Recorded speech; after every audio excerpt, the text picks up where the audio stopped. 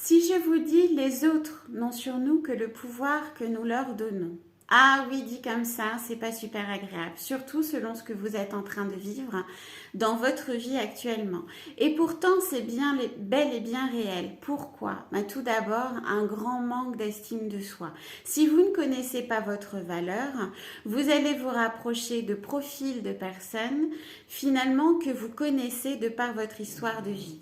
Je m'explique. Si vous avez été un enfant moqué, que ce soit au niveau familial comme au niveau amical, vous avez été pointé du doigt à l'école pour X raisons, vous avez une très mauvaise estime de vous-même, mais par contre, lorsque vous faisiez des efforts incommensurables pour satisfaire l'adulte, le retour que vous ressentiez dans ses yeux ou dans son comportement vous faisait un semblant exister. C'est-à-dire que à l'âge adulte, vous allez, même adolescent, vous allez toujours vous allez à la rencontre de profils qui ont une certaine emprise sur vous.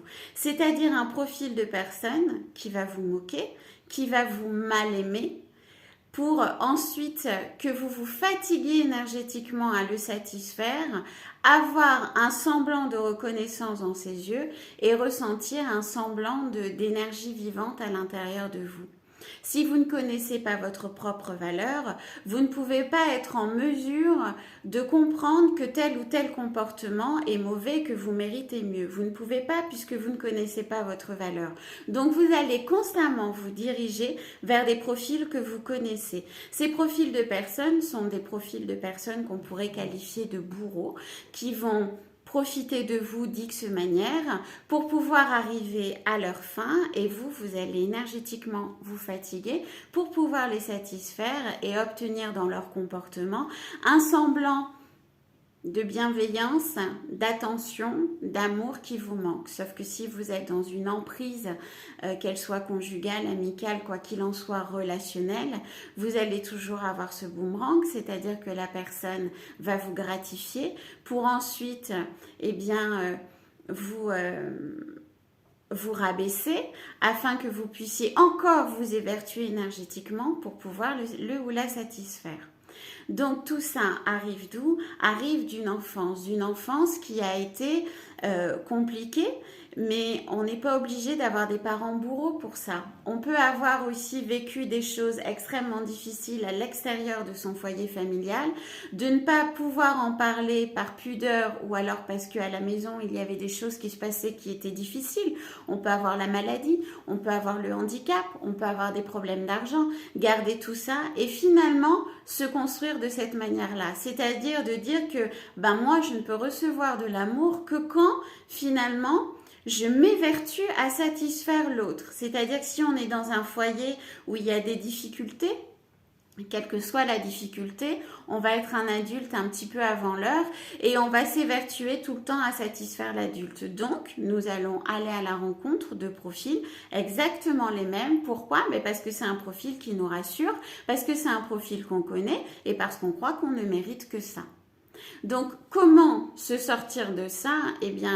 La seule manière de s'en sortir, c'est de faire un travail sur soi, c'est de rentrer en introspection pour pouvoir gagner en estime de soi et arriver à pardonner. Mais attention, arriver à se pardonner. Pourquoi? Parce que lorsque l'on prend conscience à un moment de sa vie qu'il y a un truc qui cloche, on n'est pas heureux, on n'est pas épanoui dans sa vie, on se rend compte qu'on rencontre tout le temps le même profil de personnes, que ça finit toujours pareil, que ce soit au niveau amical, professionnel, amoureux, et on commence à être fatigué de tout ça, on se demande pourquoi.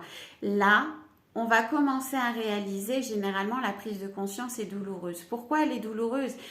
Parce qu'on culpabilise, parce qu'on comprend qu'on a une sorte de responsabilité vis-à-vis de ça. Mais votre première responsabilité, ça va être de reprendre votre liberté. Et à partir de là, déjà, félicitez-vous d'avoir pris conscience que vous n'êtes pas finalement dans un milieu qui vous mérite et d'aller frapper à la porte d'un thérapeute pour pouvoir justement partir à votre découverte, aller penser des blessures, les guérir, vous dépasser et vous diriger vers l'épanouissement personnel. La deuxième expression dont je voulais vous parler, c'est une expression qui m'agace profondément. Pardonnez-moi le vocabulaire qui va suivre, mais c'est l'expression trop bon, trop con. Eh bien, on en revient exactement au même. Vous êtes seul et unique responsable de votre vie. À partir du moment où vous êtes adulte, c'est à vous de décider le genre de vie que vous voulez mener. C'est sûr que lorsque je parle comme ça et qu'on vit des choses difficiles, c'est difficile à entendre. Mais pourtant, c'est ça. Mon rôle à moi, c'est de vous déculpabiliser et de vous faire prendre conscience de la beauté de la personne que vous êtes. L'expression trop bon, trop con, à une échelle un peu plus amoindrie, sont des personnes qui, d'après ce que je comprends, vont rendre des services constamment à d'autres personnes sans jamais avoir de retour quand eux en ont besoin. Oh ben Nelly, vous connaissez l'expression, hein, trop bon, trop con. Ben voilà, c'est moi. Je suis entier, je donnerai ma chemise à quiconque me la demanderait. Ben non, gardez donc votre chemise. Et puis, si l'autre a froid, eh bien, dans ces cas-là, on va arriver à trouver un compromis. Mais l'autre ne doit pas vous déposséder de votre chemise pour pouvoir se satisfaire lui-même d'une certaine chaleur. Non, ça, c'est pas possible. Encore une fois, on arrive à une histoire de vie qui fait que on s'est construit, on a été formaté dans une certaine mésestime de soi, dans une certaine normalité qui n'en est pas, et on va constamment aller se diriger vers des profils qui nous traitent de la même manière. Mais à nous, arriver à un moment de se dire: ce genre de vie, je n'en veux plus. Ce genre de personnes autour de moi, je n'en veux plus. Mais qui est-ce qui doit faire l'effort? Qui est-ce qui doit aller se faire violence pour ça? C'est vous. Ou vous victimisez, pardonnez-moi, et vous restez dans ce carcan à tout le temps vous dire: bon, c'est bon, trop con, bah oui, très bien. Mais bon, votre vie ne changera pas et vous continuerez. Et vous continuerez à vous victimiser avec cette expression. Ou alors, vous vous dites: bah non, ça suffit. Maintenant, non, j'ose te dire non. Je ne viendrai pas, ça fait 3 expressions finalement, je ne viendrai pas te donner un coup de main aujourd'hui parce que moi j'ai prévu d'aller pique-niquer, me balader dans la nature. Est-ce qu'on veut oser dire non?